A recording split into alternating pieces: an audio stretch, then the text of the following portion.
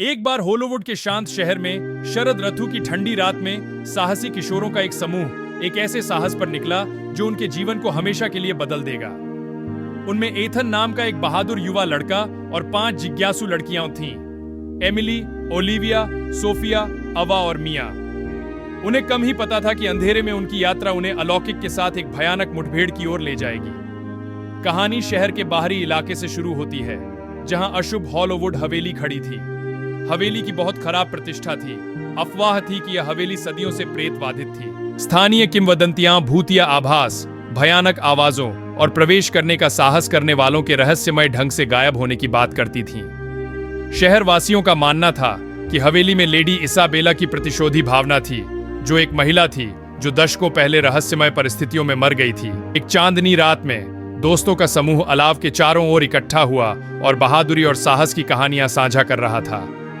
जैसे जैसे कहानियां अधिक साहसी होती गईं, उनका साहस बढ़ता गया और उन्होंने एक बार और सभी के लिए यह साबित करने के लिए हॉलीवुड हवेली का दौरा करने का फैसला किया कि कहानियां पुरानी पत्नियों की कहानियों से ज्यादा कुछ नहीं थीं। टॉर्च की रोशनी और अपने युवा उत्साह से लैस होकर वे अंधेरे में चले गए।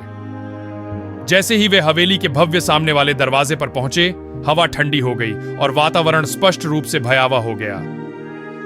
समूह के सबसे बहादुर एथन ने इसे धक्का देकर खोला और वे सावधानी से अंदर चले गए। भव्य फोयर जीर्ण शीर्ण था, धूल भरे झूमरों और फटे हुए वॉलपेपर से सजा हुआ था, जो भूले हुए रहस्यों को फुसफुसाता हुआ प्रतीत होता था।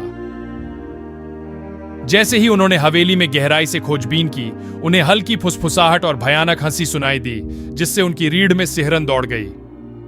उनकी दृष्टि के कोनों में परछाइयां नाचने लगीं और तापमान गिरता रहा।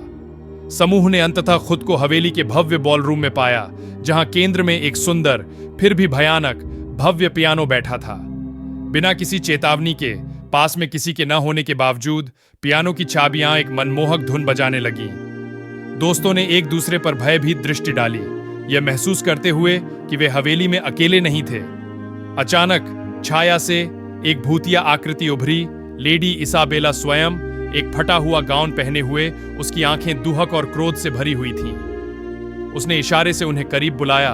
उसका भूतिया हाथ फैला हुआ था।